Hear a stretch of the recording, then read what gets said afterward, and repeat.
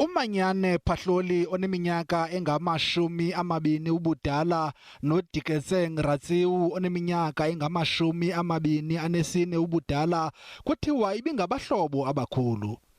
Sithetha nje iintsapho zabo zidandathekile. Ingxelo zithi lo mxube wobutywala ubabuleleyo ubuwenziwe ngendibanisela yedrinki ehlwahlwazayo, ispiriti, iparafini, idry yeast, iipilisi zedisprin zekwafakwa nemicinga yomatshisi. Khange atsho ukuba kukho into ayiseleyo, thina besicinga ukuba sisigulo nje kuba ibingumntu ebesoloko ene-ulcers nesifuba. Indibano yabahlobo ngosuku olwandulela iNyibidyala iphele ngenyembezi. Our elderly used to do this, we normally call discomfana. We grow up knowing that it is, but those people knew exactly what to put in at what measure.